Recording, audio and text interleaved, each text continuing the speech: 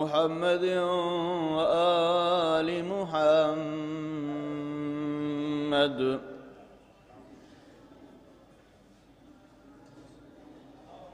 أعوذ بالله من الشيطان اللعين الرجيم.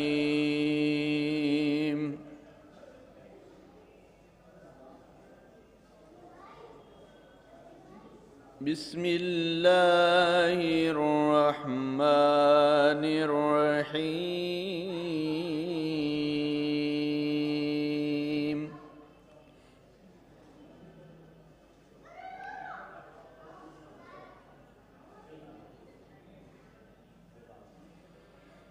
وآية لهم الأرض الميتة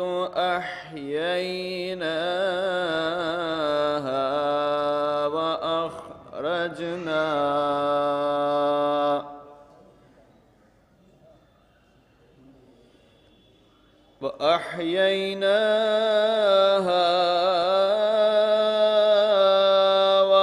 وأخرجنا منها حبا فمنه يأكلون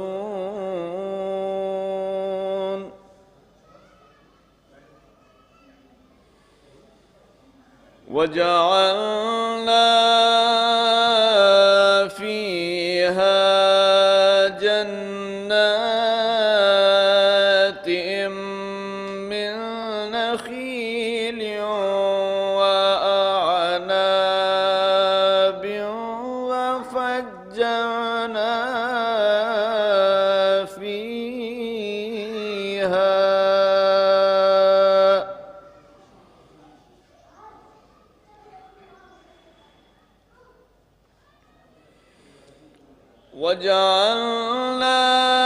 فيها جنات من نخيل وأعناب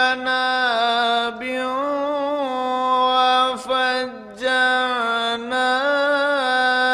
فيها من العيون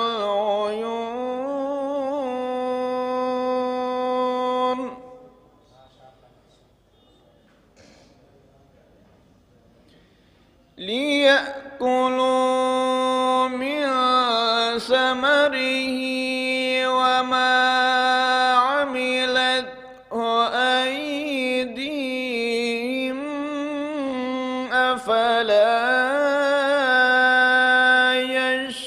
يشكرون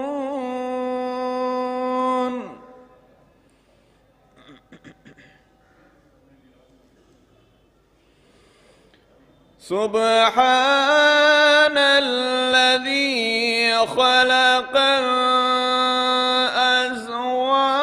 الأزواج كلها مما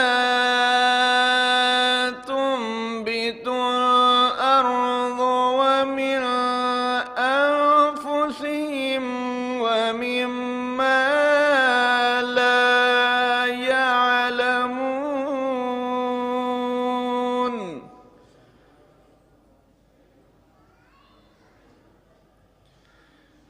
وآية لهم الليل نسلخ منه النهار فإذا هم مظلمون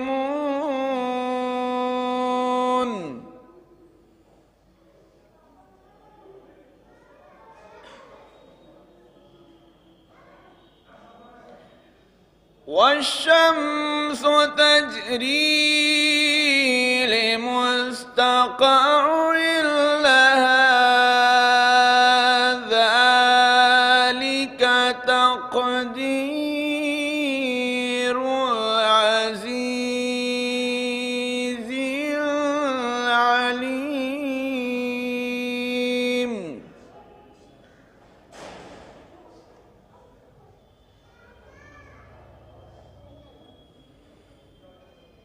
والقمر والقمر قدرناه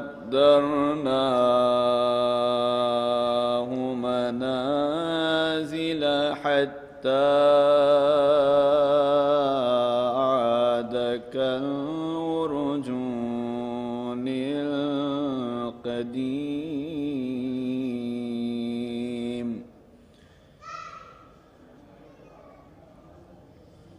والقمر قدرناه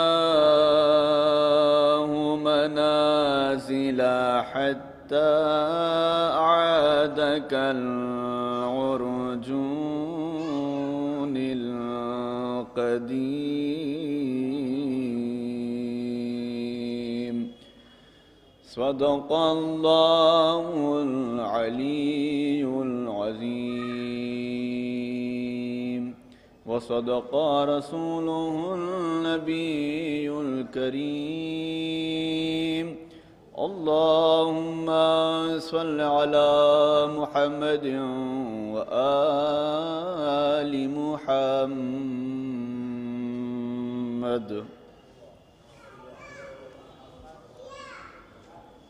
ہماری گزارش ہے سوز خان حسین اختر صاحب سے بھی ممبر پر تشریف لائیں اور مولانا محفوظ تشریف فرما ہیں. جو حضرات باہر تشریف فرما ان سے گزارش ہے کہ صف اعضاء پر تشریف لیں تاکہ مجلس شروع کی جا سکے. اور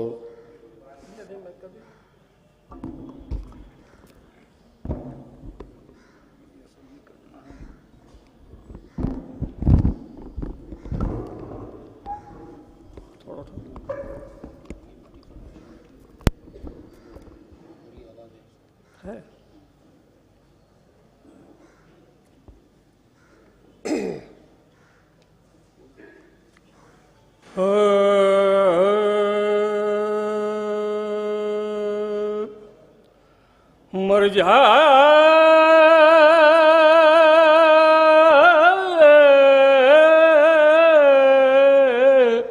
جو فرزند تو کیا چارہ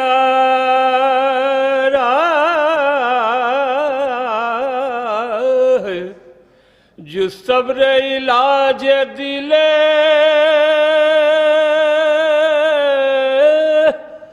صد پرا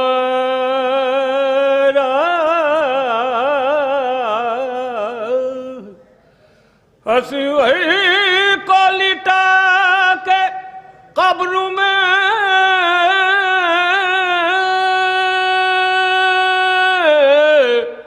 مولے حسین آرام کرو بس یہی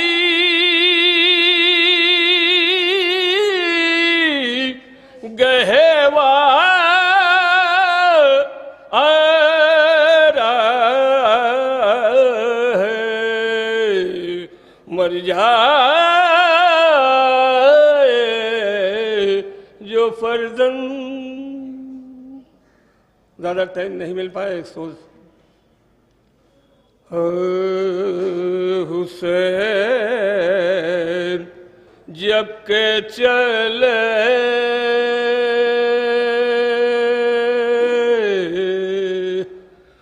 بعد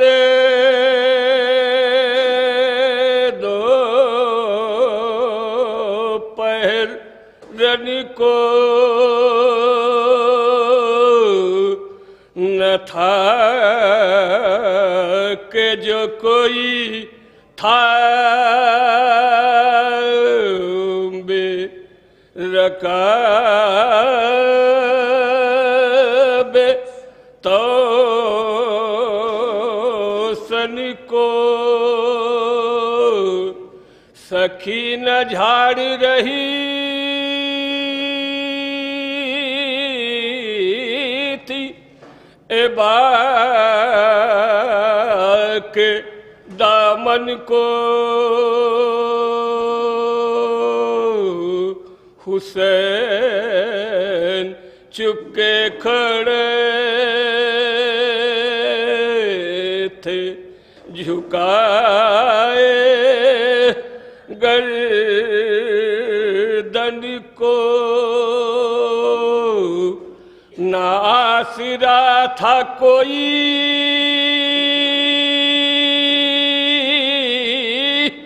شاہ کربلا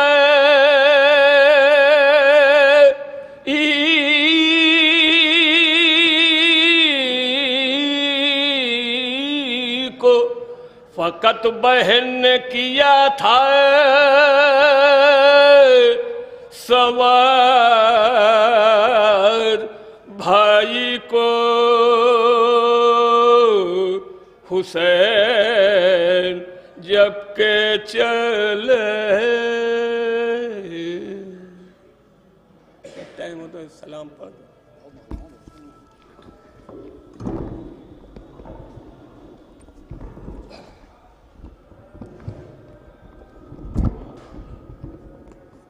ہماری گزارش ہے جناب سیفی نقی صاحب سے کہ ممبر پر تشریف لائیں اور اپنا کلام پیش فرمائیں۔ سیفی صاحب کے بعد مولانا حسنین باقی صاحب مجلس کو خطاب فرمائیں گے۔ تمام مومنین سے گزارش ہے کہ جلد سے جلد صف اعضاء پر تشریف لیں تاکہ مجلس شروع کی جا سکے۔ پر محمد و آل محمد صلوات۔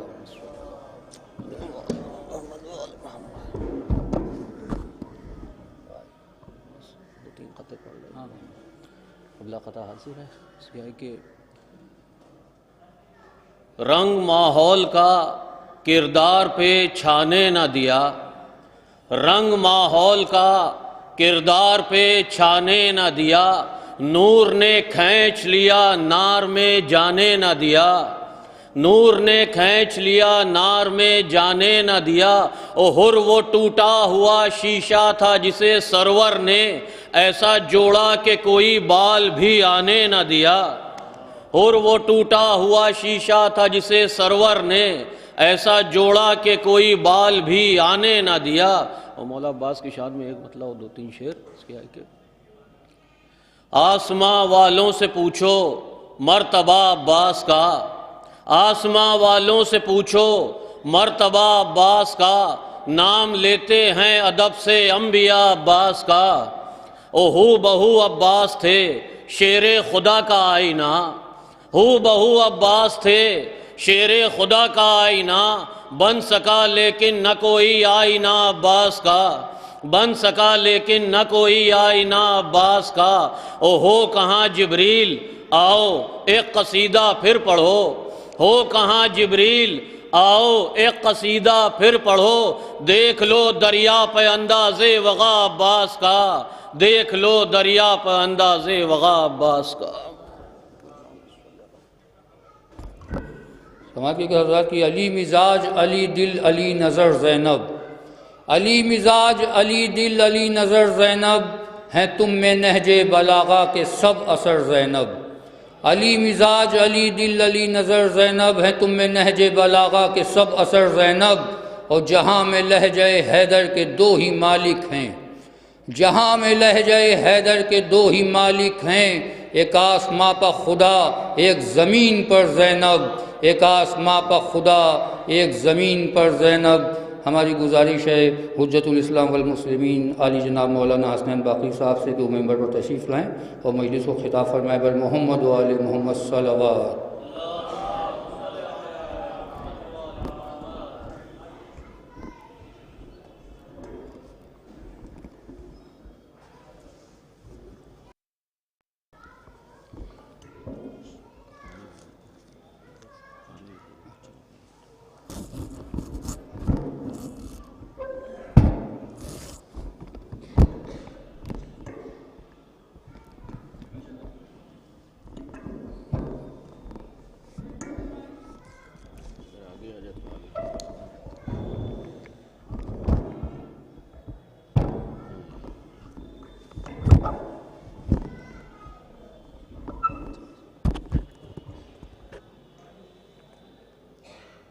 فاتحہ۔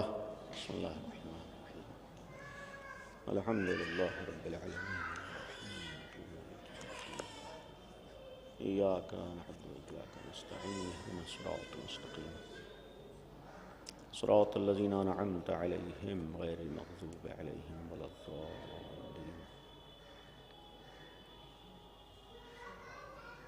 اعوذ باللہ السمیع العلیم من الشیطان الرجیم، بسم اللہ الرحمن الرحیم الحمد للہ رب العالمین والصلاة والسلام علی اشرف الانبیاء والمرسلین خاتم النبیین رحمت للعالمین ابی القاسم محمد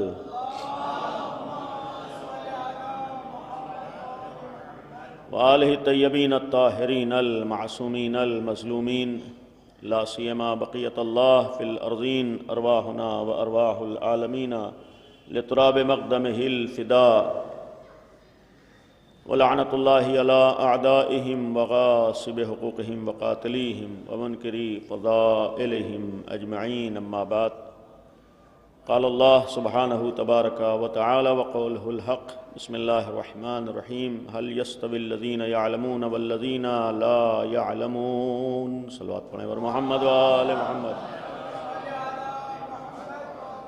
گزارش ہے ایک دفعہ سورہ حمد اور 3 دفعہ سورہ قل هو اللہ کی تلاوت فرما کر مرحوم مسیب نقوی صاحب کی روح کو ایصال فرما دیں۔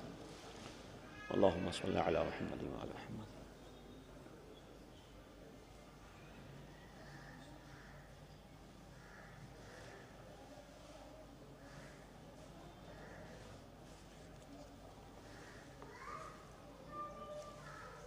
بسم اللہ الرحمن الرحیم الحمد للہ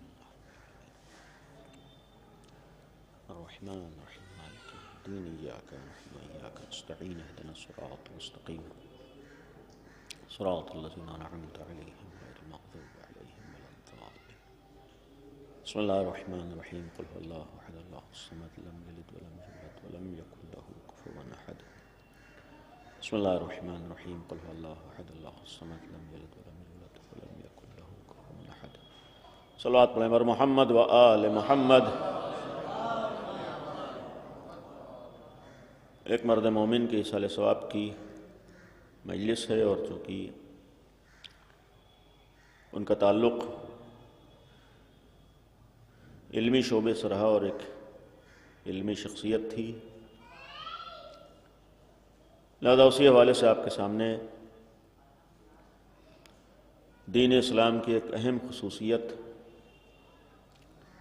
اور مذہب اسلام کا ایک اہم امتیاز جو علم کے حوالے سے ہے، وہ آیت کریمہ تلاوت ہوئی اس آیت کے ذیل میں دین اسلام کی بعض خصوصیات کو مد نظر رکھتے ہوئے گفتگو ہوگی، اس دعا کے ساتھ اور نیت کے ساتھ کہ اللہ اس تذکرے کو مرحوم کے لیے مغفرت کا ذریعہ قرار دے۔ جو آیت کریمہ تلاوت ہوئی مشہور آیت ہے اور مجالس کے طفیل میں ہم سب کی سنی ہوئی آیت ہے، جس میں خداوند عالم نے علم کی عظمت اور علم کی اہمیت کو بیان کرتے ہوئے ایک صاف صاف اعلان ہے کہ هل يستوي الذین يعلمون والذین لا يعلمون۔ انداز سوالیہ ہے، لیکن اسی سوال کے ذریعے سے قرآن نے جواب دیا ہے۔ الفاظ یہ ہیں کہ کیا عالم اور جاہل برابر ہو سکتے ہیں؟ کیا جو صاحب علم ہے اور جس کے پاس علم نہ ہو وہ برابر ہو سکتا ہے؟ میں نے کہا کہ انداز سوالیہ ہے لیکن جواب ہے۔ اس کے معنی یہ ہے کہ ہرگز عالم و جاہل برابر نہیں ہو سکتا ہے۔ انما یتذکر اولو الالباب، یہ غور وہی لوگ کرتے ہیں یا یاد دہانی انہی لوگوں کے لیے ہوتی ہے جو صاحبان عقل ہیں۔ عقل ہوگی، فکر ہو گئی، اور انسان عقلی اعتبار سے آگے بڑھے گا اور اپنی عقل اور فکر کا استعمال کرے گا تو سمجھ سکتا ہے، اور اس کے لیے یہ چیز واضح ہے کہ ہرگز جو صاحب علم ہو اور جو شخص علم سے دور ہو دونوں برابر نہیں ہو سکتے ہیں۔ میں نے عرض کیا کہ اس موضوع سے پہلے دین اسلام کی بعض خصوصیات کے حوالے سے ایک آیت ہے، جس آیت کے ذیل میں باتیں ہیں کہ اولاً خود دین اسلام کی جو خوبیاں ہیں اور خصوصیات ہیں، جب علم کی بات آئے تو علم کے ایک معنی یہ بھی ہوتے ہیں کہ ادھر ادھر سننے کے بجائے اور صرف ذہنوں میں آئی ہوئی باتوں سے غلط فہمیوں کا شکار ہونے کے بجائے انسان کی انسانیت کا فریضہ یہ ہے، اور اگر وہ صاحب عقل اپنے کو سمجھتا ہے اور صاحب فکر سمجھتا ہے تو اس کی ذمہ داری یہ بھی ہے کہ بہت سی چیزوں کو آ کر پہچانے، بہت سی چیزوں کو سمجھے۔ صرف سن کر کسی کی مخالفت کر دینا یا سن کر کسی سے تعصب و نفرت کر لینا، یہ انسانیت کی پہچان نہیں ہوتی ہے۔ دین، مذہب، مسلک، دھرم، یہ سب چیزیں بعد میں ہوتی ہیں، سب سے پہلے انسانیت ہے۔ اور انسانیت کے معنی یہ ہے کہ اللہ نے اگر عقل دے کر ہم کو انسان بنایا ہے تو ہم اس عقل کا استعمال کریں، اور جب تک اپنی عقل کا استعمال نہ کریں تو ہمارے اور جانور میں کوئی فرق نہیں ہوگا۔ تو اگر ہم اس بات کے دعوے دار ہیں کہ ہم جانور نہیں ہیں، ہم انسان ہیں، تو ہمارا پہلا فریضہ یہ ہے کہ ہم غور کریں، ہم فکر کریں، ہم اپنی عقل کا استعمال کریں۔ عقل کے استعمال کا ایک معنی یہ ہے کہ بہت سی چیزوں کو جانیں۔ یہ جو قرآن کی آیت میں نے آپ کے سامنے تلاوت کی کہ جاننے والے نہ جاننے والے برابر نہیں ہو سکتے ہیں۔ اگر کسی کی مخالفت کرنا ہے تو آدمی پہلے جان لے، اس کے بعد مخالفت پر آئے، کسی کے بارے میں پتہ لگا لے، اس کے بعد انسان۔ لہذا جاننا اور مخالفت یہ بھی صرف آنکھ بند کر کے یہ انسانیت کی پہچان نہیں ہے۔ اگر آدمی کسی چیز کو سمجھنا چاہتا ہے تو اس کے لیے راستے کھلے ہوئے ہیں۔ دین اسلام کے حوالے سے قرآن میں جو چند آیات ہیں، ان آیات کی روشنی میں اولاً اسلام کی جو خوبیاں ہیں، خصوصیات ہیں، ان میں سے ایک پہلی خصوصیت یہ ہے کہ ہم کو یہ یقین ہے دین اسلام ایسا دین ہے، ایسا قانون ہے، ایسا مذہب ہے کہ جو کسی مخلوق کا بنایا ہوا نہیں ہے، کسی انسان کا بنایا ہوا نہیں ہے، بلکہ جو انسان کا خالق ہے اس کا بنایا ہوا دین اسلام ہے۔ یعنی اپنوں کے لیے بھی ہے، دوسروں کے لیے۔ اسلام یعنی یہ نہیں ہے کہ بس ایک قانون بنا دیا گیا، دنیا میں بہت سے قانون ہوتے ہیں، نہیں، جس نے ہم کو بنایا ہے اس نے اسلام کے قانون کو بنایا ہے۔ یعنی پہلے ہمیں یہ معلوم ہو کہ اسلام کسی انسان کا بنایا ہوا قانون نہیں ہے بلکہ اللہ کا بنایا ہوا قانون ہے۔ یہ ایک پہلی خصوصیت ہے۔ اور مکمل اسلام، البتہ دعوی اسلام دنیا میں بہت سے ہیں، لیکن جو واقعی اسلام ہے اس اسلام میں جتنے بھی قانون ہوں گے وہ اللہ کے قانون ہوں گے، کسی مخلوق کا قانون نہیں ہے۔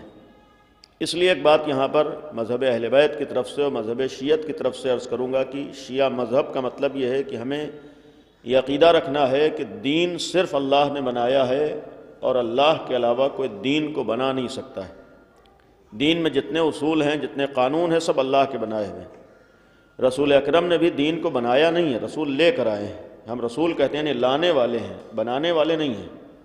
تو پہلی چیز ذہنوں میں رہے کہ کوئی بھی اسلامی قانون، یہ جو آج ہم کو حرام و حلال بعض وقت نہیں حلق سے اتر پاتے ہیں اور بعض شریعت کے قوانین نہیں سمجھ میں آ پاتے ہیں، یا بعض وقتوں پر یہ ہوتا ہے کہ ہم جو سمجھ میں آ جائے گا وہ عمل کریں گے، جو نہیں سمجھ میں آئے گا اس میں عمل میں ہمارے لیے دشواریاں ہوتی ہیں۔ تو لہذا ہمیں پہلے معلوم ہے کہ کوئی بھی قانون اللہ کے علاوہ کسی نے نہیں بنایا، سارے قانون اللہ کے بنائے ہوئے ہیں۔ دوسری جو اسلام کی خصوصیت ہے اور خوبی یہ ہے کہ یہ اسلام انسانی فطرت کے مطابق ہے۔ جتنے بھی اسلام میں حلال و حرام ہیں، جتنے بھی قانون ہیں، جتنے بھی پابندیاں جس کو ہم لوگ سمجھ رہے ہیں، حالانکہ پابندی نہیں ہے بلکہ وہ ایک انسانیت کے لیے قانون ہے، کہ اسلام کی دوسری خوبی یہ ہے کہ اسلام کا ہر قانون انسانی فطرت کے مطابق ہے۔ اللہ نے کوئی بھی قانون انسان کی فطرت کے خلاف نہیں بنایا۔ صاف صاف اعلان وَأَنْ أَقِمْ وَجْهَكَ لِلدِّينِ حنیفا، دین حنیف کہا گیا، یعنی انسانی فطرت کے مطابق ہے۔ کوئی بھی قانون فطرت انسانی کے خلاف اللہ نے نہیں رکھا ہے، حرام ہو، حلال ہو، واجب ہو، جتنے بھی احکام ہیں۔ تیسری چیز ہے کہ یہی ایک ایسا دین ہے جو 100% عقل کے معیار پر پورا اترا ہے۔ یعنی اسلام میں کوئی ایک بھی قانون خلاف عقل نہیں ہو سکتا ہے، اسلام کا کوئی بھی اصول، کوئی بھی حکم خلاف عقل نہیں ہو سکتا ہے۔ یہ صاف صاف بہرحال دعویٰ ہے، قرآن کی آیت بھی ہے کہ ذالک الدین القیم۔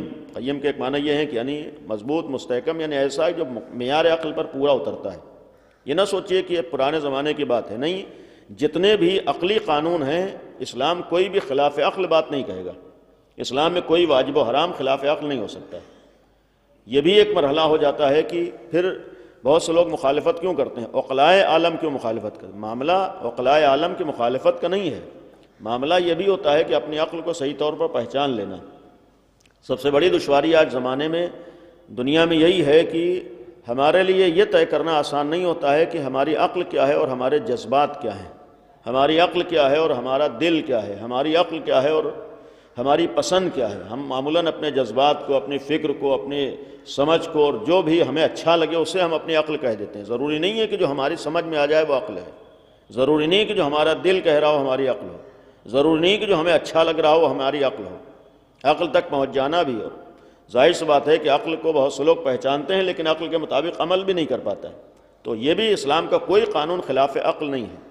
اب یہاں پر ایک بات ہے کہ آج دنیا میں عقل مندی کا ایک معیار یہ بھی سمجھا جاتا ہے، البتہ تعلیم یافتہ لوگوں کے درمیان، پڑھے لکھے لوگوں کے درمیان عقل مندی کا ایک معیار اور عقل مندی کا ایک پیمانہ یہ ہے کہ اگر عقل مند ہوگا تو کسی قانون کی مخالفت نہیں کرے گا۔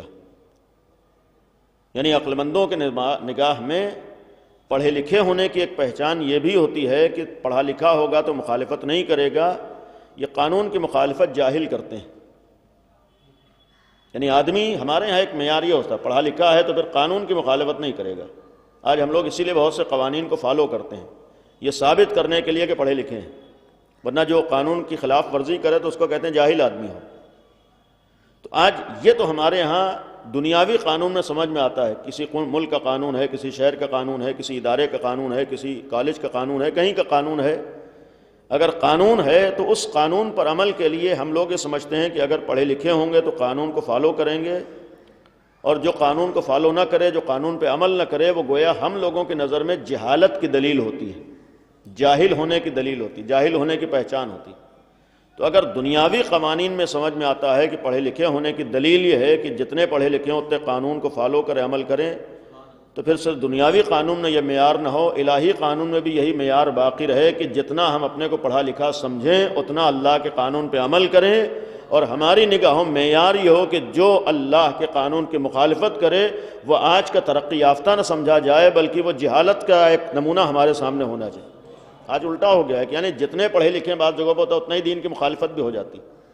دین کا مطلب قانون خدا ہے، جب قانون خدا ہے تو ہماری ایک تعلیم کو اور عقل کا مطلب ہے کہ اس کے اوپر عمل ہو۔ اسی لیے قرآن نے کہا کہ یہ کوئی قانون خلاف عقل نہیں ہے۔ چوتھی صفت قرآن نے یہ بھی بیان کی ہے اس دین کے لیے، اسلام کے لیے، کہ ایک ایسا دین ہے کہ جو مکمل ہے، کامل ہے، جامع ہے۔ یعنی کوئی بھی انسانی ضرورت کا ایسا اصول نہیں ہے جو اسلام میں نہ ہو۔ مکمل ایک دین ہے، ہر زمانے کے لیے ہے، مکمل ہے اور جامع ہے۔ یعنی کوئی بھی زندگی کا ایسا شعبہ نہیں جس کا قانون اسلام میں موجود نہ ہو۔ اسلام میں ہر چیز کا جواب موجود ہے۔ آج بعض لوگ سمجھتے ہیں زمانہ ترقی کر گیا، آج اسلام اس کا جواب کیا دے گا؟ نہیں، حقیقی اسلام تک اگر آپ پہنچ گئے تو آپ کو ہر چیز کا جواب مل جائے گا۔ شرط ہے حقیقی اسلام تک پہنچیں۔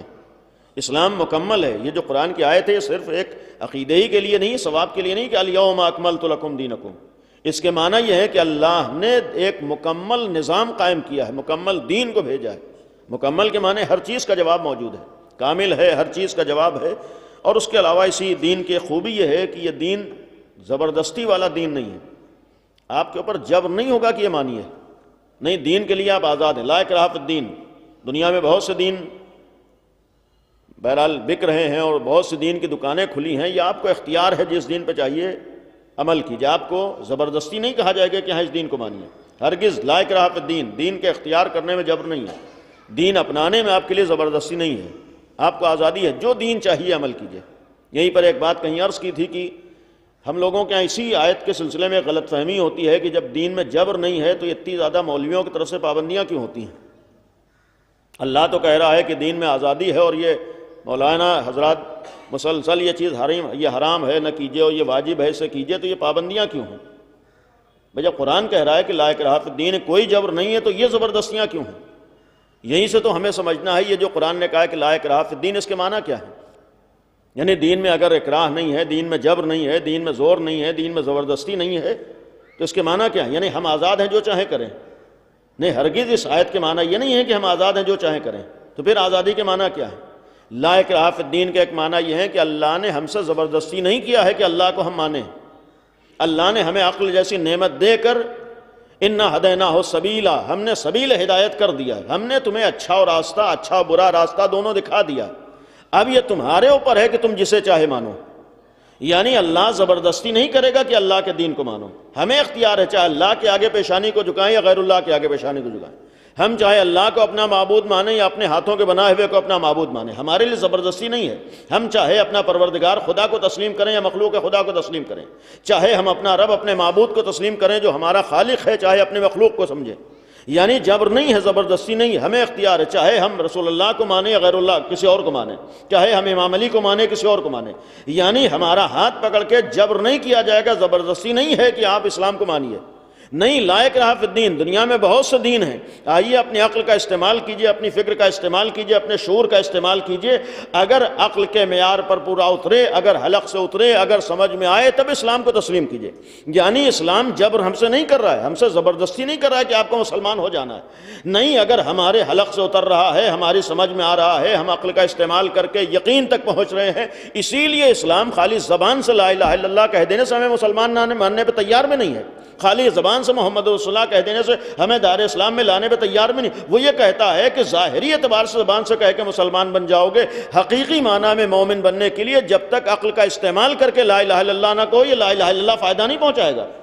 یعنی اسی لیے غور کرنا ہے، فکر کرنا ہے، لیکن جب ہم نے عقل اور فکر کا استعمال کر کے اس اللہ کو مان لیا ہے تو اب ہم یہ نہیں کہہ سکتے جب ہمارے سمجھ میں آئے گا ہم کریں گے، نہیں، جب عقل کا استعمال کر کے اللہ کو مان لیا ہے تو اس کے ہر قانون کو ہمیں ماننا ہوگا۔ یہیں ایک مثال عرض کر دوں کہ مرحوم ایک کالج کے پرنسپل رہے، ان کی الحمدللہ ایک علمی پہچان تھی، اور خدا سے دعا ہے کہ ہمارے ہاں کم از کم ہر مسلمان کی ایک علمی پہچان ہو۔ یہ دعا کیجئے زمانہ آئے کہ مسلمان اپنے علم سے پہچانا جائے، جو حقیقتاً ہونا چاہیے، یعنی حقیقی معنی میں اسلام کا مطلب یہ ہوتا ہے کہ جو اس دائرے میں آئے وہ پڑھا لکھا ہونا چاہیے۔ اسلام کا ایک معنی یہ ہے کہ مسلمان کا ایک تعریف یہ ہونا چاہیے تھی کہ جو پڑھا لکھا ہو اسے مسلمان کہتے ہیں، جو تعلیم یافتہ ہو اسے مسلمان کہتے ہیں۔ ہم لوگوں نے وہ بنیادی چیزیں جو اسلام کے لیے تو انہیں چھوڑ دیا ہے اور ظاہری چیزوں کو اپنا لیا، جو جتنا لمبا کرتا پہن لے ہو، جو جتنا چھوٹا پیجامہ پہن لے ہو، جتنی ظاہری اعتبار سے ہمارا حلیہ بن جائے ہم سمجھتے ہیں اسے مسلمان کہتے ہیں۔ نہیں، یہ بہرحال ایک ہماری بنائی ہوئی چیزیں ہیں، لیکن جو اسلام نے جن چیزوں کو بنایا ہے ان میں سے ایک چیز یہ ہے کہ ہمیں جہالت سے نکل کے علمی وادیوں میں جانا ہے، یعنی ایک ہماری پہچان یہ ہو کہ اگر مسلمان ہیں تو ہم تعلیم یافتہ ہوں، اور ہونا یہ چاہیے تھا کہ جو جتنا زیادہ تعلیمی میدانوں میں، واقعی تعلیمی میدانوں میں آگے بڑھا ہو اتنا ہم صاحب اسلام اسے سمجھتے، مسلمان سمجھتے۔ الحمدللہ ایک اسکول کی میں نے مثال اس لیے عرض کی ہے کہ کہیں اور بھی مثال دی ہے، لیکن بات پہنچانے کے لیے دیکھیں دنیا میں بہت سے اسکول ہیں، اور ایک دعا ہم لوگوں کی یہ ہو کہ وہ دن آئے کہ دنیا میں سب سے اچھے اسکول علی والوں کے ہوں، اس لیے کہ سب سے زیادہ جو دنیا میں پڑھا لکھا گزرا ہے انسان تو علی جیسا امیر المومنین کے علاوہ کوئی انسان نہیں گزرا ہے۔ امام علی دنیا میں ایسے انسان ہیں جن کی علمی صلاحیتوں کو ان کے دشمنوں نے بھی مانا ہے، یعنی آپ تاریخ پڑھیے، امام علی دنیا میں ایسے انسان ہیں جن کی علمی حیثیت اور علمی صلاحیت کو دشمنوں نے بھی مانا ہے، یہاں تک کہ رسول اللہ کی علمی حیثیت کو لوگوں نے تسلیم نہیں کیا ہے، لیکن امیر المومنین کی علمی حیثیت کو لوگوں نے تسلیم کیا ہے۔ یہ تو ایک افسوس ہے کہ رسول اللہ جو خود امیر المومنین سے زیادہ عالم ہے، صراحت سے عرض کر رہا ہوں، یعنی ہمارے عقیدے کے مطابق رسول اللہ امام علی سے بڑے عالم ہیں، لیکن دنیا نے رسول اللہ کو عالم نہیں مانا ہے، امام علی کو عالم مان لیا۔ اپنوں نے رسول اللہ کو عالم نہیں مانا ہے، غیروں نے امام علی کو عالم مان لیا۔ یہ بھی ایک سوچنے والی چیز ہے کہ امام علی کی علمی حیثیت مسلم ہے، جب امام علی کی علمی حیثیت مسلم ہے تو کم از کم جو لوگ علی والے ہونے پر ناز کرتے ہیں ان کی بھی پہچان، ان کا علم ہونا چاہیے، اور جو علی والوں کے نام سے اسکول و کالج ہوں تو وہ تو سر فہرست علمی میدانوں میں ہونے چاہیے۔ الحمدللہ کوششیں ہیں، دعا یہی ہے کہ ہمارے ہاں ہم لوگوں کی پہچان علم ہو اور ہمارے اسکول و کالج بھی سب سے معیاری ہوں، اور اس کے لیے بھی کوشش ہو کہ ہر شہر میں کم از کم ہم اس چیز سے بھی پہچانے جائیں۔ کسی موقع پر ایک بات عرض کی تھی، جیسے ہم لوگوں کی ایک شیعیان علی کی پہچان ان کے بڑے بڑے امام باڑے اور حسینیے ہیں، ویسے ہی شیعیان علی کی پہچان ان کے بڑے بڑے اسکول و کالج بھی ہوں۔ انشاءاللہ دعا کیجئے وہ زمانہ آئے کہ جیسے امام حسین کے ماننے والے اور چاہنے والے اپنے امام باڑوں سے پہچانے جاتے ہیں، ویسی زمانہ آئے کہ امام باڑوں کے ساتھ ساتھ ہم لوگ اپنے اسکول و کالج سے بھی پہچانے جائیں۔ یہ ہے ایک ذمہ داری، یعنی ہونا چاہیے، توجہ ہو، اور ہم لوگ اگر توجہ دے لیں تو ایسا نہیں ہے کہ نہیں ہو سکتا ہے، جو قوم اتنے بڑے بڑے امام باڑے بنا سکتی ہے وہی قوم مل کر بڑے بڑے اسکول و کالج بھی بنا سکتی ہے۔ توجہ کی ضرورت ہوتی ہے، احساس کی ضرورت ہوتی ہے، بہرحال محنت کی ضرورت ہوتی ہے۔ کوئی بھی بڑا مشن معمولی محنتوں سے نہیں حاصل ہوتا ہے، جتنی محنت ہوگی اتنا ہم آگے بڑھیں گے۔ خدا کا شکر ہے کہ ہمارے ہاں جو ادارے ہیں اللہ انہیں اور ترقی دے، اور اس کے علاوہ بھی ہمارے ادارے قائم ہیں۔ ایک بات جو عرض کر رہا تھا کہ جہاں تک آزادی کی بات ہوتی ہے کہ آپ کے شہر میں بہت سے اسکول ہیں، بہت سے کالج ہیں، یہ کہا جاتا ہے اور عقل بھی یہی ہے کہ آپ آزاد ہیں، جس کالج میں چاہیے اپنے بچے کا ایڈمیشن کرائیے، جس کالج میں چاہیے آپ اپنے بچے کا ایڈمیشن کرائیے، آپ آزاد ہیں، آپ مختار ہیں، آپ کو آزادی ہے، جہاں چاہیے ایڈمیشن کرا دیجیے۔ لیکن جب آپ نے جا کر کسی کالج میں ایڈمیشن کرا دیا تو اس آزادی والے دنیا اور ماحول میں آپ کو اب یہ کہنے کا حق نہیں ہے کہ جیسے چاہیں گے ہم اپنے بچے کو بھیجیں گے۔ آپ کی آزادی وہاں تک ہے کہ جہاں تک آپ نے ایڈمیشن نہیں کرایا ہے۔ ادھر آپ نے ایڈمیشن کرایا، اب جو اس اسکول کا قانون ہوگا اسے آپ کو فالو کرنا ہے۔ حالانکہ اس قانون میں غلطیاں ہو سکتی ہیں، کمیاں ہو سکتی ہیں، انسانوں کو بنایا ہوا قانون ہے، لیکن جو ٹائم وہ دیں اس ٹائم پہ آپ کے بچے کو جانا ہوگا، جس ٹائم پہ وہ کہیں آپ کے بچے کو آنا ہوگا، جس کلر کا لباس اور کپڑا اور ڈریس وہ کہیں آپ کے بچے کو پہننا ہوگا۔ آپ یہ نہیں کہہ سکتے ہیں کہ ہم تو اپنے گھر میں جیسے رہتے ہیں ویسے ہمارا بچہ رہے گا، جب دل چاہے گا آئے گا، نہیں ہو سکتا ہے۔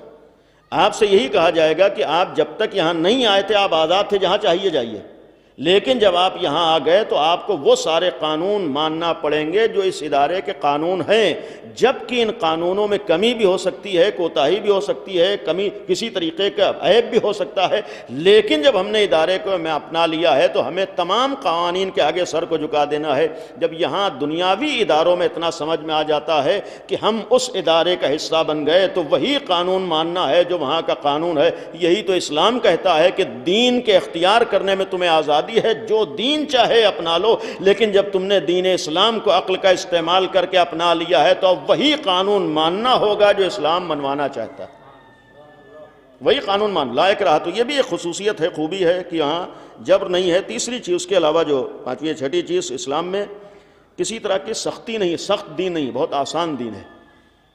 یہ ہم لوگوں نے سخت بنا دیا ہے، اور کبھی کبھی اسلام اس لیے سخت لگتا ہے کہ جتنا اپنے حساب سے دین کو اپنانا چاہتے ہیں وہیں سخت ہو جاتا ہے، ورنہ جو دین کہہ رہا ہے دین کے حساب سے چلے تو دین بہت آسان ہے۔ تفصیلات میں نہیں جاؤں گا۔ ایک اور اسلام کی خوبی یہ ہے کہ یہ دین آخری دین ہے، اور اس سے پہلے جتنے بھی ادیان آئے ہیں اللہ کی طرف سے ان تمام ادیان کے لیے دین ناسخ ہے، ختم کرنے والا ہے۔ اب یہی دین قیامت تک رہے گا، اور یہ ایک ایسا دین ہے جو پوری کائنات کے لیے ہے، ہمیشہ باقی رہنے والا ہے۔ اور اس دین کا اصل پیغام اپنے خالق کو پہچانو، اپنے خدا کو پہچانو، اپنے معبود کو پہچانو، اپنے پروردگار کو پہچانو، جس نے تمہیں دیا عطا کی زندگی دی ہے اس کو پہچانو، جس نے تمہیں خلق کیا ہے اسے پہچانو، جو تمہارا سب کچھ ہے اسے پہچانو۔ یہ ایک اسلام کی خوبی ہے۔ اور ایک اسلام کی خوبی جو میں نے عرض کیا کہ قرآن جیسی کتاب ہے، قرآن جیسی کتاب یہ خود اسلام کی خوبیوں میں سے اور امتیازات میں سے ایک امتیاز ہے۔ مذہب میں بہت سی کتابیں، ہر مذہب میں، لیکن آج تک دنیا کا کوئی مذہب یہ دعویٰ نہیں کر سکتا ہے کہ ہمارے پاس جو کتاب ہے ایسی کتاب کائنات میں نہیں ہو سکتی ہے، یا اس میں کسی طرح کی زمانے کے گزرنے کے ساتھ تبدیلی نہیں ہوئی۔ آج چاہے عیسائیت میں ہو، چاہے یہودیت میں ہو، چاہے کسی بھی مذہب و مسلک میں ہو، جو لوگ حتیٰ الہی کتاب کے دعوے دار ہیں، قائل ہیں، ان کے ہاں بھی مذہب کا یہ دعویٰ نہیں ہے کہ جو ہمارے پاس کتاب ہے 100% وہی کتاب ہے جو اللہ کی طرف سے آئی ہے، لیکن یہ صرف کائنات میں قرآن کریم ہے جس دن سے نازل ہوئی، آج 1400 سال گزرنے کے بعد اس کے لیے آج بھی یہی دعویٰ ہے کہ 100% یہ وہی کتاب ہے جو اللہ کی طرف سے آئی ہے، یعنی الہی کتاب ہے۔ اور پھر جائز الہی کتاب ہے تو اس کے ہر قانون ہمارے لیے قابل غور ہے۔ اب جو آیت میں آپ کے سامنے اسلام کی خوبیوں کے حوالے سے ایک آیت صرف ترجمے کی حد تک ہے، انشاءاللہ تفصیلات آپ خود غور کریں گے کہ قرآن نے کہا قُلْ تَعَالَوْا أَتْلُ مَا حَرَّمَ عَلَيْكُمْ رَبُّكُمْ، آؤ ہم تمہارے سامنے قرآن اسلام کی کچھ اہم چیزوں کو بیان کریں۔ یعنی پیغمبر سے قرآن کا خطاب ہے کہ لوگوں کو بلائیے، قل اے پیغمبر ان سے کہہ دیجئے تعالوا آؤ أَتْلُ مَا حَرَّمَ رَبُّكُمْ عَلَيْكُمْ، ہم تمہیں وہ چیزیں بتائیں جو تمہارے رب نے تمہارے لیے منع کی ہیں، حرام کی ہیں۔ اللہ تشرکوا بہ شیئا، سب سے پہلے اسلام کا قانون ہے کہ دیکھو اللہ کا کسی کو شریک نہ بناؤ، شرک نہ کرو، اسے ایک مانو، واحد مانو، اس میں کسی کو شریک نہ کرو۔ یہ تفصیلات اپنی جگہ پر ہیں۔ دوسرا قانون ہے جو آپ کو اس حد تک سختی کے ساتھ ہر مذہب میں نظر نہیں آئے گا۔ پہلا، اللہ کو ایک مانو، دوسرے وبالوالدین احسانہ، اپنے والدین کے ساتھ، اپنے ماں باپ کے ساتھ تمہیں نیکی کرنا ہے، احسان کرنا ہے۔ اگر اسے چھوڑ دو تو تمہارے لیے انسانیت سے گری ہوئی بات ہے، یعنی تمہیں والدین کا خیال۔ تیسری چیز ہے ولا تقتلوا اولادکم من املاق۔ دیکھو تیسرا قانون یہ ہے کہ ہرگز ہرگز اپنے بچوں کو، اپنی اولاد کو رزق روزی کے ڈر سے قتل نہ کرو۔ نحن نرزقکم وایاہم، اس لیے کہ ہم تمہارے بھی رازق ہیں اور آنے والی نسلوں کے بھی رازق ہیں۔ یہ آج دنیا والوں کی غلط فہمی ہے کہ اگر روئے زمین پر لوگوں کی تعداد بڑھے گی تو لوگ کھائیں گے کہاں سے؟ اس لیے کہ دنیا نہیں کھلا رہی، بلکہ کھلانے والا وہ خدا ہے جو اس کائنات کا رازق ہے، اور وہی کائنات اب تک پوری کائنات کو رزق دے رہا ہے اور ہمیشہ وہی رزق دے گا۔ اس کے ہاں رزق میں کمی نہیں ہے، اس کے قبضہ قدرت میں سب کچھ ہے۔ قرآن کہہ رہا ہے کہ بچوں کو رزق کے خوف سے قتل نہ کر دو۔ اس ذیل میں ایک قابل غور چیز، آج ترقی یافتہ دور ہے اور پڑھے لکھے لوگ ہیں الحمدللہ، اور دعا یہ ہے کہ سبھی تعلیمی میدانوں میں آگے بڑھیں، لیکن اس کے ساتھ ساتھ بعض چیزوں کی طرف توجہ دینا۔ ایک مسئلہ تعلیم کے ساتھ ساتھ خود یہی بات جو قرآن نے بیان کی کہ دیکھو کسی خوف سے اپنے اولاد کو قتل نہ کر دو۔ ہمارے ہاں ایک زمانے جاہلیت کی، یعنی پستی والے زمانے کی، بدترین زمانے کی ایک مثال یہ دی جاتی ہے کہ جب بیٹیوں کو قتل کر دیا جاتا تھا۔ آپ کے ہاں جب بات آتی ہے زمانے جاہلیت، یعنی اس زمانے کی جہاں پستیاں تھیں اور برا زمانہ تھا، اس کی ایک مثال، سب سے بری مثال یہ دیتے ہیں کہ لڑکیوں کو دفن کر دیتے تھے، لڑکیوں کو قتل کر دیتے تھے، لڑکیوں کو مار دیا جاتا تھا۔ تو اگر زمانے جاہلیت کی مثال یہ ہو کہ بیٹیوں کو قتل کر دیا جاتا ہو، تو پھر آج ہمارے سامنے صورتحال کیا ہے کہ آج بیٹیوں کو قتل نہیں کیا جاتا ہے؟ آج کیا لڑکیوں کو قتل نہیں کیا جاتا ہے؟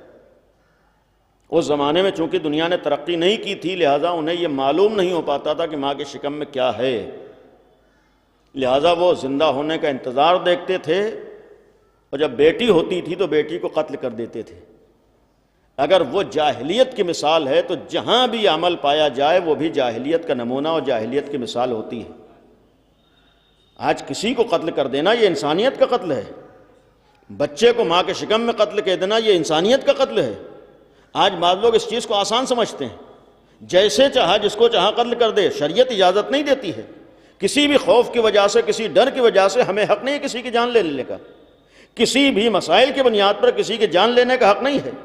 جیسے کسی کا گلا کاٹنا جرم ہے، ویسے ہی ماں کے شکم میں کسی بچے کو شہید کر دینا بھی جرم ہے، کسی بھی بنیاد پر ہو، کسی بھی وجہ سے ہو، ہمیں کسی کی جان لینے کا حق نہیں ہے۔ آج دنیا لاکھ ترقی کر جائے، کم از کم ہم مسلمانوں کے لیے جہاں پر اسلامی تعلیمات موجود ہوں وہاں پر اسلامی تعلیمات کے ساتھ ساتھ عملی نمونے ہوں۔ جس زمانے میں بیٹیوں کی عظمت نہ ہو، اسی زمانے میں رسول اللہ اپنی بیٹی کا احترام کر کے دکھا رہے ہوں۔ جس زمانے میں بیٹیوں کو اہمیت نہیں دی جاتی، اس زمانے میں اللہ اپنے نبی کے ذریعے ایک بیٹی کے ذریعے سے نبی کی نسل کو باقی رکھ رہا۔ یہ بھی تو کم از کم مسلمانوں کے لیے ایک پیغام ہے کہ اگر بیٹیوں کی اور لڑکیوں کی عظمتوں کو دیکھنا ہو تو آؤ اسلامی تعلیمات میں دیکھو کہ اسلام نے نبی کے ذریعے سے اگر نبی کی نسل کو باقی رکھا ہے تو کسی بیٹے کے ذریعے باقی نہیں رکھا، بلکہ نبی کی بیٹی کے ذریعے سے نسل کو باقی رکھا ہے۔ یہاں میں یار انسان ہونا ہے، چاہے بیٹا ہو یا بیٹی ہو، لہذا اس خوف سے قتل کر دینا یہ بھی انسانیت کے خلاف ہے، کسی بھی عنوان سے ہو۔ نحن نرزقکم وایاہم، ہم تمہارے بھی رازق ہیں اور ان کے بھی رازق ہیں۔ اور اس کے بعد ایک اور حکم ہے اسی آیت میں کہ وَلَا تَقْرَبُوا الْفَوَاحِشَ مَا ظَهَرَ مِنْهَا وَمَا بَطَنَ۔ دیکھو ہرگز برائیوں کے قریب بھی نہ جاؤ۔ بعض اسلام میں برے کام اس حد تک برے ہیں کہ جہاں پر اسلام نے اس سے قریب ہونے سے منع کیا ہے، یعنی کرنا تو دور کی بات ہے، اسلام کہتا ہے اس کے قریب بھی نہ جاؤ، یعنی ایسی جگہ بھی نہ جاؤ۔ ایک مثال ہمارے سامنے، مثلا کہیں اگر اسلامی حکم ہے، دنیا لاکھ ترقی کر جائے، جہاں مثلا بالفرض شراب جیسی بدترین چیز ہو، وہاں ہمیں اجازت نہیں ہے اس محفل اور اس نشست میں شریک ہونے کی، یہ اسلامی حکم ہے۔ یعنی اگر نشہ ہو، شراب ہو تو ہمارے اجازت نہیں ہے، ہم تو یہ کہنے کا حق نہیں ہے ہم تو نہیں پی رہے ہیں، نہیں۔ اسلام بعض چیزوں کو اتنا برا سمجھتا ہے کہ اپنے ماننے والوں کو وہاں دیکھنا نہیں چاہتا ہے۔ اسی طریقے سے ہر طریقے کے فحشا، ہر طریقے کے گناہ، ہر طریقے کی برائیاں قرآن کہہ رہا لا تقربوا الفواحش، دیکھو جو کھلے عام گناہ ہیں ان کے قریب بھی نہ جاؤ، جو برائیاں ہیں ان کے قریب بھی نہ جاؤ. یعنی انجام دینا ہی ہماری نظر میں برا نہیں، بلکہ وہاں پر جانا بھی برا ہے، ایسے کاموں سے قریب ہونا بھی برا ہے. آج اگر یہی آیت ہماری نگاہوں میں ہو جائے تو بہت سے برائیاں آج ہمارے سماج سے ختم ہو جائیں. ہم یہی سمجھتے ہیں کہ ہم تو انجام دے نہیں رہے ہیں. نہیں، برائی کا اسلام کی نظر میں انجام دینا ہی برا نہیں ہے، بلکہ اپنے ماحول میں برائیوں کو دیکھ کر خاموش رہ جانا بھی برا ہوا کرتا ہے. اور اسی لیے برائیاں سر چڑھتی ہیں کہ اکثریت خاموش ہو جاتی. حقیقت ہے کہ برا کام کرنے والے 2 ہی 4 ہوتے ہیں، لیکن سماج میں برائیاں پھیلتی اسی وجہ سے ہیں کہ اکثریت خاموشی اختیار کر لیتی. نہیں، قرآن کہہ رہا ہے کہ نہیں، کم از کم اظہار برات ہو، اظہار نفرت ہو.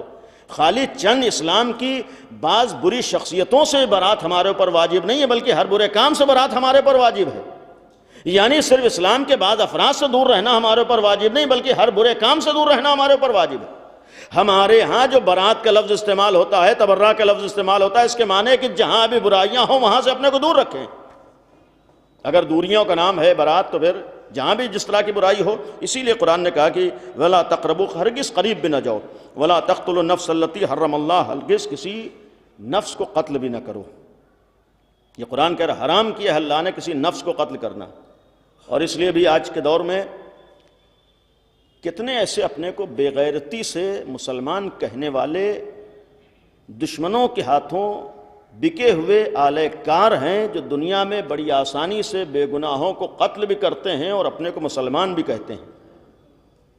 اگر ذرہ برابر کسی نے اسلامی تعلیمات سے اپنے کو آشنا کیا ہو ہی نہیں سکتا ہے اس کے ذریعے سے کسی بے گناہ کا قتل ہو جائے. اسلامی تعلیمات اسلام میں ہرگز کسی کا قتل جائز نہیں. صاف صاف قرآن نے کہا ولا تقتلوا نفس، کسی بھی گناہ، کسی بھی نفس کو قتل نہ کرو. یہاں پر یہ نہیں کہا کسی مومن کو نہ مارو. قرآن نے نہیں کہا کسی فلاں مذہب والے کو نہ مانو. قرآن نے صاف صاف کہا کسی ایک نفس کا بھی تمہیں قتل کرنے کی اجازت نہیں ہے. اور اسے جب جرم کے طور پر قرآن نے بیان کیا تو یہی تو جملہ ہے کہ اگر ایک نفس کو بھی تم نے قتل کیا ہے بے گناہ تو گویا پوری انسانیت کو تم قاتل بن رہے ہو. اس اسلام کا معیار یہ ہو کہ کسی ایک نفس کے بھی قتل کی اجازت نہ دے رہا. وہاں بڑی شام سے یہ دنیا کی استعماری طاقتوں کے بکے ہوئے زرخرید افراد اور اپنے کو مسلمان کہنے والے تحریر الشام کتنی بے دردی سے بے گناہوں کو قتل کر رہے ہیں. اس لیے اس دور میں قابل غور ایسے افراد کا اسلام سے کوئی تعلق نہیں ہو سکتا. یعنی جو بھی اسلام میں دہشت گردی کو پھیلائے، اسلام تو دہشت گردی کے خاتمے کے لیے آیا ہے، اسلام تو دہشت گردی کے مقابلے کے لیے آیا ہے، اسلام تو دہشت گردی کو ختم کرنا چاہتا ہے. اسلام نے اپنا نام اسلام رکھا ہی اس لیے ہے کہ اس کے نام ہی سے اعلان ہو کہ دنیا سے ظلم و دہشت گردی کا خاتمہ چاہتا ہے. جو دین دہشت گردی کا خاتمہ چاہتا ہو، جو دین آتنکواد کا خاتمہ چاہتا ہو، جس دین کا نام ہی آتنکواد کے خلاف ہو، وہاں کسی آتنکوادی یا دہشت گردی کا تصور ہو جائے نہیں ہو سکتا ہے. تو چونکہ اس نے اپنا نام اسلام ہی اس لیے رکھا ہے کہ ہم اپنے نام سے پیغام دیتے ہیں کہ ہم سلامتی چاہتے ہیں، سلامتی والا پیغام دیتے ہیں، دنیا میں امن چاہتے ہیں. تو جو دین امن چاہتا ہو وہ دہشت گردوں کو برداشت نہیں کر سکتا ہے، کسی بھی جگہ ہو، کسی بھی عنوان سے ہو. ہرگز اسلام میں ایسے افراد کا کوئی تصور نہیں ہے. لہذا یہ افراد مسلمان نہیں ہو سکتے. اگر اسلامی تعلیمات ہو تو ایسے افراد کو ہم بھی مسلمان نہیں سمجھ سکتے. آج اگر اس طریقے کے دہشت گردوں کو ہم مسلمان سمجھیں تو اس کے معنی ہی نہ تو ہم نے قرآن کو سمجھا ہے نہ ہم نے اسلام کو سمجھا ہے. اس لیے کہ اسلام ہرگز ایسے افراد کو برداشت کرنے پہ تیار نہیں. اسلام میں بعض گناہ قابل برداشت ہیں لیکن ظلم اسلام میں قابل برداشت نہیں ہے. یعنی اسلام میں کسی کا نفس قابل برداشت نہیں ہے، کسی کے اوپر ظلم ہو رہا ہو یہ اسلام برداشت نہیں کرتا ہے. جب اسلام ظلم کو برداشت نہیں کرتا تو اس طریقے کے افراد کو اسلام برداشت کر لے نہیں ہو سکتا. ہرگز اسلام میں ایسے افراد کا، اسی لیے قرآن نے کہا کہ کسی بھی نفس کو قتل نہ کرو. ولا تقربوا مال الیتیم، اسی طریقے سے یتیم کے مال کے قریب بھی نہ جاؤ. الا باللتی ہی احسن، ہاں احسن طریقے سے اس کے لیے ہو، اس کی حفاظت کے لیے ہو. اور پھر بہت سے قانون، وَأَوْفُوا الْكَيْلَ وَالْمِيزَانَ، دیکھو ناپ تول میں بھی خیال کرو. وَإِذَا قُلْتُمْ فَعْدِلُوا، دیکھو بولنے میں بھی عدالت و میانہ روی کا خیال کرو. وَبِعَهْدِ اللَّهِ أَوْفُوا، اللہ کے عہد و پیمان پر بھی باقی رہو. جو اللہ سے عہد کیا ہے کہ اللہ کو مانا ہے تو اللہ کے بھی مانو گے، اس کے اوپر بھی باقی رہو. ذَلِكُمْ وَصَّاكُمْ بِهِ وَأَنَّ هَذَا صِرَاطِي مُسْتَقِيمًا، یہ قرآن کی سورہ مبارکہ انعام کی 6 سورہ کی آیت نمبر 152 اور 153. میں نے 2-3 آیتیں آپ کے سامنے تلاوت کی، انشاءاللہ ان آیات کو پڑھیں. لیکن جو عرض کیا تھا کہ اسلام کی ان خوبیوں کے ساتھ ساتھ ایک خوبی یہ بھی ہے کہ اسلام اپنی تعلیمات میں رسول جیسے ایک صاحب علم کو کائنات کے سامنے بھیج رہا ہے. اور پھر رسول کی ہم حدیثوں کو اگر غور کریں، بہت سی حدیثیں ہیں، مفہوم صرف فرض کروں گا کہ جہاں علم کی بات آئی تو پیغمبر نے بعض روایات میں یہاں تک بیان فرمایا کہ دین اسلام میں نماز روزے کی عظمت فضیلت اپنی جگہ مسلم ہے، اس میں کوئی شک نہیں ہے. لیکن بعض روایتوں میں ہے کہ نماز روزے سے بھی افضل اسلام نے علم کو سمجھا ہے. اس کے معنی یہ ہے کہ جہالت کے ساتھ یہ عبادتیں بھی ضروری نہیں کہ عبادتیں بن جائیں. اور اس کا ایک عملی ثبوت پیغمبر کی زندگی میں یہ ہے کہ جس مسجد میں رسول اللہ دین کا پیغام دیتے تھے، جس مسجد میں رسول اللہ نماز پڑھاتے تھے، اسی مسجد میں رسول اللہ علم کی باتیں بھی کرتے تھے. اس کے معنی ہے کہ ایک عملی کردار رسول اللہ نے پیش کیا کہ جہاں دین ہو وہاں علم کا ہونا ضروری ہے. علم و دین کو الگ الگ نہیں کیا جا سکتا. اور اسی لیے اگر آپ پیغمبر کی تعلیمات میں آئیے، جس وقت نبی مکے میں ہیں اور مکے کی زندگی ہے، ابتدائی دور کی اگر جنگوں پر نظر کیجئے، جنگ بدر کا ایک واقعہ ہے، دیکھنے میں اس طرح کے واقعات ہیں. جنگوں میں پیغمبر نے صرف تلوار نہیں چلائی ہے، بلکہ جو انسانیت کے نمونے اور پیغمبر کا کردار سامنے آیا ہے. جنگ بدر میں بہت سے دشمن پیغمبر کے ہاتھوں گرفتار ہوئے.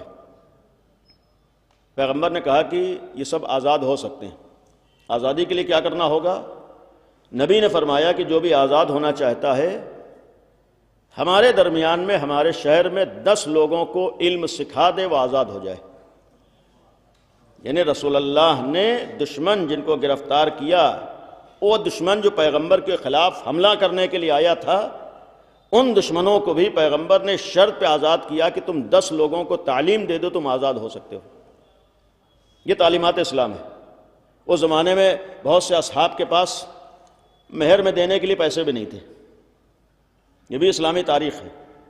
اس لیے کہ پوری شادی میں جتنا بھی ہم شوق پورا کر لیں، کوئی ایک خرچہ واجب نہیں ہوتا ہے، صرف مہر واجب ہے. الٹا ہوتا ہے کہ سارے پیمنٹ پہلے ہو جاتے ہیں، یہی ایک واجبی خرچہ بعض لوگوں کے لیے رہ جاتا ہے. یعنی جو تنہا چیز واجب ہے صرف یہی رہ جاتی، بقیہ سارے. اس کے لیے رسول اللہ کی یہ قابل غور سیرت ہے. ختم کر رہا ہوں کہ پیغمبر نے بعض اصحاب کے لیے جن کے پاس اتنا بھی پیسہ نہیں تھا، ایسے حالات سے بھی لوگ گزرے ہیں، مالی اعتبار سے دشواریاں تھیں، تو پیغمبر نے فرمایا کہ جن کے پاس مالی اعتبار سے دشواریاں ہیں، ظاہر سی بات ہے کہ یہ عمل ایسا ہے کہ جو جتنا زیادہ نظر انداز کیا جائے گا اتنا ہی سماج میں بے حیائی بے غیرتی پھیلے گی، گناہوں میں اضافہ ہوگا. لہذا دولت نہ ہونے کی وجہ سے یہ مباح اور حلال عمل نظر انداز نہیں کیا جا سکتا ہے. آج ہمارے ہو رہا ہے، گناہ ہو جائے لیکن ساری رسمیں ہونا ضروری ہے. ہماری نوجوان نسل تباہ ہو جائے لیکن بعض چیزوں کا ہونا ضروری ہے. پیغمبر کی بعض سیرتیں ہمارے لیے پیغام ہیں. اصحاب کے پاس مال نہیں ہے. آج ہمارے سب سے پہلے دیکھتے ہیں کہ سیلری کتنی ہے. چاہے جتنا گناہوں مبتلا ہو جائے، چاہے جتنا ہمارا جوان بہک جائے، چاہے جتنا حرام دوستیوں میں اس کی زندگی گزر رہی ہو، لیکن ساری چیزوں کا ہونا ضروری. رسول اللہ کی سیرت ایسے موقع پر پیغمبر اکرم نے اپنے بعض اصحاب کے لیے، روایت ملتی ہے کہ جن کے پاس مالی اعتبار سے کچھ نہیں تھا، نبی نے ایسے اصحاب کے لیے فرمایا کہ یہ مہر کے طور پر اپنی بیویوں کو، اپنی ازواج کو علم سکھائیں، یہی علم سکھانا ان کا مہر قرار پائے گا. یہ بھی اسلامی تاریخ ہے. اسی سے ہم اسلام میں علم کی عظمت کو بھی سمجھ سکتے ہیں. یعنی رسول اللہ نے بعض اصحاب سے کہا ہے کہ جو پڑھے لکھے ہیں وہ صرف علم سکھا دیں، وہ ان کا مہر بن جائے گا. اور پھر یہی وجہ ہے کہ باقاعدہ یہ اس بات کا ثبوت بھی ہے، ختم کرتے ہوئے، کہ رسول اللہ نے جتنا تاکید اور زور عملی اقدام مردوں کی تعلیم کے لیے کیا ہے، اتنا ہی لڑکیوں کی تعلیم کے لیے بھی کیا ہے. جس کا ایک ثبوت یہ بھی ہے، ہمارے یہاں بعض لوگ غلط فہمی کے شکار ہیں کہ اسلام میں لڑکیوں کی تعلیم کی کوئی اتنی اہمیت نہیں ہے، فضیلت نہیں ہے. خود ثبوت ہے کہ رسول اللہ نے باقاعدہ بعض خواتین کے لیے پیغمبر کی تاکید ملتی ہے کہ انہوں نے معین کیا تھا کہ بعض عورتوں کو تعلیم دیں، یعنی خواتین کے ساتھ. بس صرف اسلام کا فرق دوسروں میں یہ ہے کہ اسلام خواتین کو خاتون باقی رکھ کے علم دینا چاہتا ہے. اسلام یہ چاہتا ہے کہ عورت اپنے عورت ہونے کے ساتھ علم کے میدانوں میں آگے بڑھے. اس تفریق کو ختم نہ کیا جائے، یہ اسلام چاہتا ہے. اسلام چاہتا ہے کہ چونکہ دین عدالت ہے، عدالت کے معنی جو جیسا ہو ویسا اسے باقی رکھا جائے۔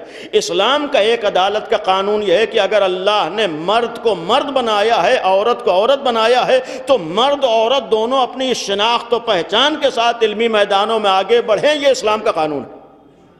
اسلام یہ چاہتا ہے کہ دونوں کو ناانصافی کے ساتھ برابر لا کر کھڑے کرنے کی کوشش نہ کیا جائے، اس لیے کہ سب سے بڑا ظلم یہی ہے کہ اگر ہم عورت کو مرد بنانا چاہیں، بھئی اللہ نے اگر عورت کو عورت بنایا ہے تو اسلام بس چاہتا ہے کہ اس کی اپنا وقار باقی رہے، اس کی اپنی عظمت باقی رہے، اس لیے کہ انسان فطری اعتبار سے جتنا اپنی صنف کے درمیان رہ کر آزادی سے اپنے کمالات کو ظاہر کر سکتا ہے وہ ہر جگہ ظاہر نہیں کر پاتا ہے۔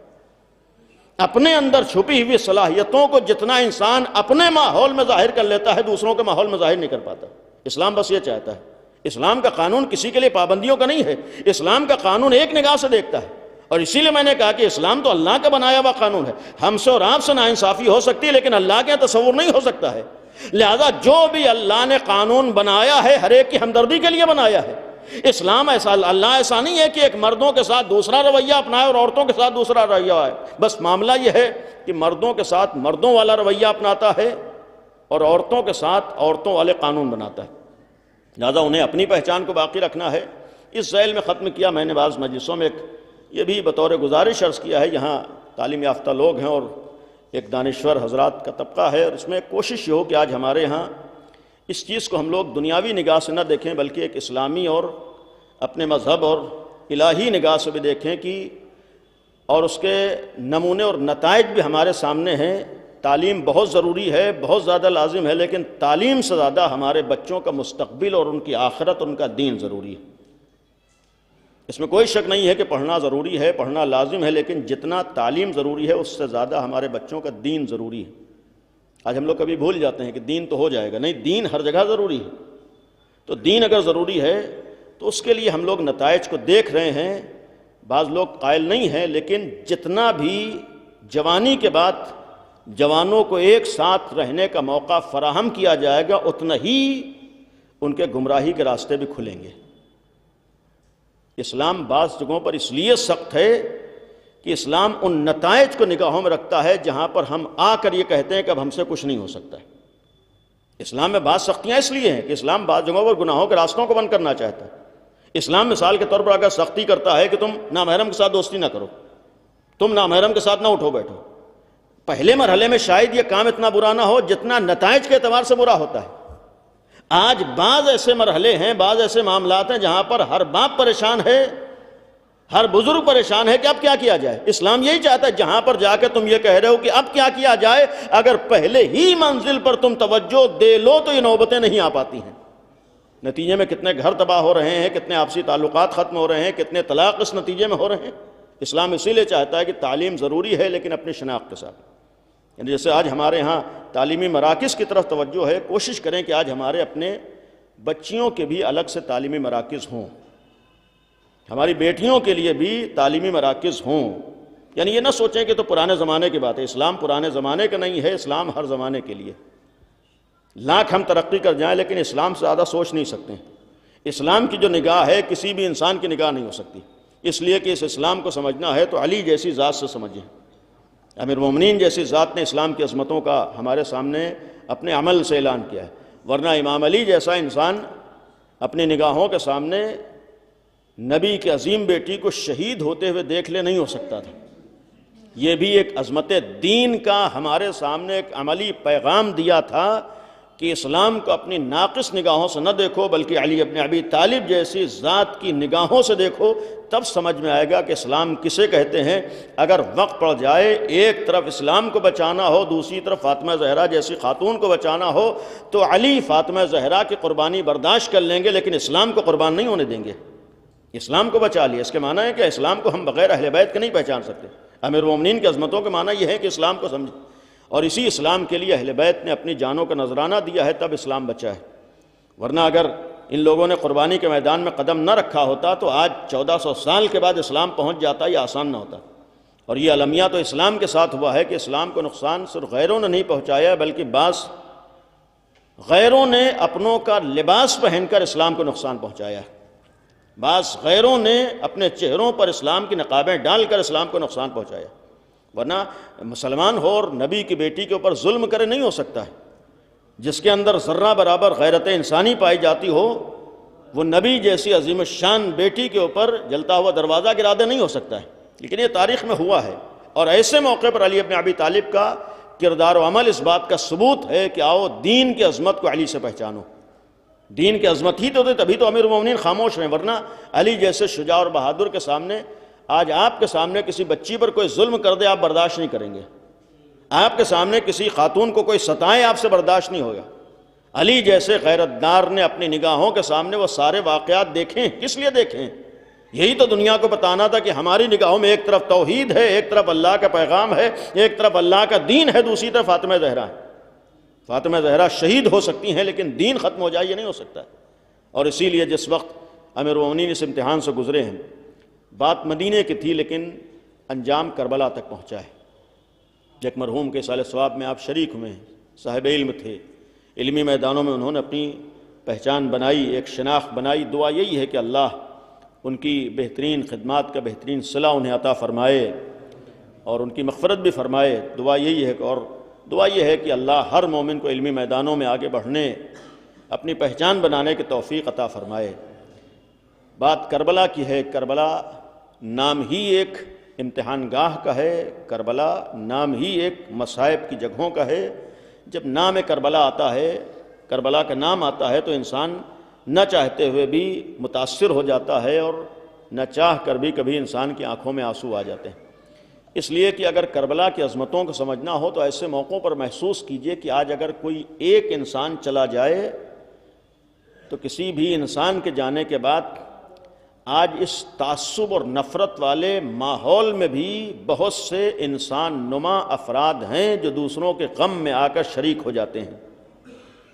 آج اگر کوئی کسی کا انتقال ہو، پرسوں سے آج تک ابھی مرحوم کا انتقال ہوا، یہاں پر کسی نے مسلک نہیں دیکھا ہے، مذہب نہیں دیکھا ہے، اپنا پرایا نہیں دیکھا ہے۔ بہت سے لوگ انسانیت کی بنیاد پر غم میں شریک ہوئے ہیں، بہت سے لوگ انسانیت کا مظاہرہ کرنے کے لیے آئے، غم میں شریک ہوئے۔ اعزاء کے پاس بیٹا نہیں ہے، بیٹیوں کو لوگوں نے پرسا دیا، بھائیوں کو پرسا دیا، رشتہ داروں کو پرسا دیا۔ یہاں سب رشتہ دار نہیں تھے، انسانیت کا مظاہرہ کرنے والے کتنے لوگ تھے۔ یعنی آج ایک مرد مومن دنیا سے جا رہا ہے، ایک انسان جا رہا ہے تو غیر بھی اس کے غم میں شریک ہے۔ ایک انتقال ہوا ہے، یقیناً بیٹیوں کے لیے سخت ہوتا ہے، یقیناً اعزاء کے لیے سخت ہوتا ہے، کسی بھی عمر میں جانے والا جائے، جدائی انسان کے لیے کبھی کبھی سخت ہو جاتی، لیکن ایسے موقعوں پر محسوس کریں کہ ہمارا عزیز ہم سے جدا ہوتا ہے تو کتنے لوگ ہمارے غم میں شریک ہوتے ہیں۔ کربلا میں ایک عزیز نہیں جدا ہوا ہے، کربلا میں ایک دوپہر میں بھرا گھر اجڑ گیا ہے۔ کہہ دینا بہت آسان ہوتا ہے، صاحب غم غم کو سمجھ سکتا ہے۔ جس وقت باپ کا جنازہ اٹھتا ہے اس وقت بیٹی کے دل پہ کیا گزرتی ہے، جس وقت بھائی کا جنازہ اٹھتا ہے بھائی کے دل پہ کیا گزرتی ہے، جب اپنے عزیز کے جنازے کو ہم کاندھا دیتے ہیں تو ہماری کیفیت کیا ہوتی ہے۔ جب ایک جنازے میں عام حالات میں ہماری یہ کیفیت ہوتی ہے، جہاں نگاہوں کے سامنے بچوں کو قتل کیا گیا ہو، جہاں نگاہوں کے سامنے بھائیوں کو ذبح کر دیا گیا ہو، جہاں نگاہوں کے سامنے چھوٹے چھوٹے بچوں کو شہید کر دیا گیا ہو، کہہ دینا آسان ہوتا ہے۔ ایک انسان کی حیثیت سے سوچئے کہ کربلا میں کون ایسا ہے جو شہید نہیں ہوا ہے، کس عمر کے افراد کو نہیں شہید کیا گیا ہے، چاہے 6 مہینے کا بچہ ہو اسے بھی شہید کیا گیا ہے، چاہے 80 اور 90 سال کے بزرگ ہوں انہیں بھی شہید کیا گیا ہے، جہاں جوانوں کو بھی شہید کیا گیا ہے۔ اور ایک اب عبداللہ الحسین ہے جو کبھی اپنے بھائیوں کے جنازے اٹھاتے ہیں، کبھی اپنے عزیزوں کے جنازے اٹھاتے ہیں، کبھی اپنے بیٹوں کے جنازے اٹھاتے ہیں۔ جس وقت ہمارے کاندھوں پہ جنازہ ہوتا ہے محسوس کیجئے اس وقت دل پہ کیا گزرتی ہے۔ جب عبداللہ الحسین کے ہاتھوں پر جنازہ تھا تو اس وقت آقا حسین کے دلوں پر کیا گزر رہی ہوگی۔ عزیزوں کبھی اصحاب کے جنازے اٹھائے، کبھی بھائیوں کے جنازے اٹھائے ہیں، کبھی اون و محمد جیسے بھانجوں کے جنازے ہیں۔ ایک وقت آتا ہے کہ کبھی کڑی الجوان عباس جیسے بھائی کا جنازہ نگاہوں کے سامنے ہے۔ ایک وقت آتا ہے کہ اسی آقا حسین کے سامنے 18 سال کے جوان کا جنازہ ہے۔ ایک منزل آتی ہے کہ انہی اب عبداللہ الحسین کے ہاتھوں پہ 6 مہینے کے بچے کا جنازہ ہے۔ مولا حسین کے یہ امتحانات بہت سخت ہے، کربلا کے امتحانات بہت سخت، لیکن ان امتحانات میں ایک فرق یہ ہے کہ آقا حسین نے امتحانات دیے ہیں، جنازوں کو مقتل سے اٹھا کر خیمے تک پہنچایا ہے، لیکن ایک منزل آتی ہے کہ اب عبداللہ الحسین کے امتحانات یہاں سے ختم ہو رہے ہیں، اب کربلا میں بچ جانے والوں کے امتحانات ہیں۔ اب تک جتنی بھی شہادتیں ہیں اگر وہ مولا حسین کے لیے سخت تھی تو وہ امتحان زینب کبریٰ کے لیے بھی تھا، وہ امتحان ام کلثوم کے لیے بھی تھا، وہ امتحان جناب سید سجاد کے لیے بھی تھا، اور وہ امتحان ایک 4 سال کی بیٹی سکینہ کے لیے بھی تھا۔ لیکن اب اس کے بعد سے ایک امتحان جو بیٹیوں کو دینا ہے، ایک امتحان جو ایک بیٹے کو دینا ہے، اس کے بعد کا ایک امتحان بہن کو دینا ہے۔ اب اپنی نگاہوں کے سامنے بھائی کے جنازے کو دیکھا ہے۔ آج کسی کا انتقال ہو جائے آسانی سے اسے خبر نہیں دی جاتی ہے۔ یہاں پھوپھی آ کر ایک بیمار بیٹے کو غش سے اٹھا کر کہتی ہیں اے میرے لال غش چوکو کیا قیامت آ گئی؟ پھوپھی اماں خیر تو ہے میرے لال، تمہارے بابا کی کوئی خبر نہیں۔ پھوپھی اماں خیمے کا پردہ ہٹائیے۔ اب جو خیمے کا پردہ ہٹا، ایک جوان بیٹے نے اپنے باپ کے کٹے ہوئے سر کو نوکے نیزہ پر دیکھا ہے۔ کربلا معمولی امتحان گاہ نہ تھی، یہ امتحان امام سجاد نے دیکھا۔ تڑپ جاتے ہیں، فرماتے ہیں پھوپھی اماں ہم یتیم ہو گئے، آپ بن بھائی کے ہو گئیں، سامنے بابا کا کٹا ہوا سر نوکے نیزہ پر ہے۔ یہاں انتقال کی خبر ملتی ہے، لوگ دلاسا دینے کے لیے آ جاتے ہیں، پرسہ دینے کے لیے آتے ہیں، لیکن کربلا وہ جگہ ہے جہاں باپ کی خبر شہادت دیکھی تو پھر یہیں پر منزلیں ختم نہیں ہوئی۔ اے بیٹا اب تو خیموں میں آگ لگا دی گئی ہے، اے بیٹا اب تو خیمے جل رہے ہیں، اے میرے لال سید سجاد۔ اب یہ تو امتحانات پہ امتحانات بڑھ رہے ہیں۔ دنیا میں ہوتا ہے بیٹی یتیم ہو جائے تو لوگ آ کر گلے سے لگا کر دلاسا دیتے ہیں، عزیزوں لوگ پرسہ پیش کرتے ہیں۔ کربلا میں جہاں 4 سال کی بیٹی یتیم ہوئی، باپ کا جنازہ سامنے تھا، جب اس بیٹی کی آنکھوں میں آنسو آتے ہیں، دنیا میں کوئی بیٹی روئے تو لوگ رو دیتے ہیں، وہاں ایک بیٹی رو رہی ہے، کوئی تماچے لگا رہا ہے، کوئی تازیانے مارتا۔ یہ بیٹی تڑپ کے نشیب کا رخ کر کے کہتی ہے اے بابا تمہیں سکینہ سے بڑی محبت تھی، دنیا میں کوئی بیٹی یتیم ہو جائے لوگ دلاسا دیتے ہیں، یہ کیسی انسانیت ہے؟ میرے سامنے باپ کا جنازہ ہے، کوئی ظالم آ کر تماچے لگا رہا ہے، کوئی پرتازیانے۔ الا لعنت اللہ علی القوم الظالمین سيعلم الذين ظلموا أي منقلب ينقلبون۔ خدایا ہماری اس عبادت کو قبول فرما، خدایا اس ذکر کو مرحوم کی مغفرت کا ذریعہ قرار دے، پالنے والے مرحوم کے درجات کو عالی فرما، انہیں جوار رحمت میں جگہ عنایت فرما۔ خدایا ہم سب کو علم و عمل کی توفیق عطا فرما، خدایا ہمارے سماج سے ہر طرح کی جہالت کا خاتمہ فرما، خدایا ہم سب کو دین کو سمجھ کر اس پر عمل کرنے کی توفیق عطا فرما، خدایا دینی اقدار کا پاس و لحاظ کرنے کی توفیق عطا فرما، خدایا دنیا سے ظلم کا خاتمہ فرما، معبود دنیا میں امن و امان قائم فرما، پروردگارہ اہل بیت کا واسطہ ہے امام زمانہ کے ظہور میں تعجیل فرما، ہم سب کو امام کے ناصروں میں شمار فرما۔ گزارش 1 دفعہ سورہ حمد اور 3 دفعہ سورہ قل اللہ پڑھ کر مرحوم مسیب شمشاد نقوی ابن مرحوم شمشاد حسین نقوی صاحب کی روح کو اصال فرما دیں۔ بسم اللہ الرحمن الرحیم الحمد للہ رب العالمین الرحمن الرحیم مالک یوم الدین ایاک نعبد و ایاک نستعین اهدنا الصراط المستقیم صراط الذین انعمت علیہم۔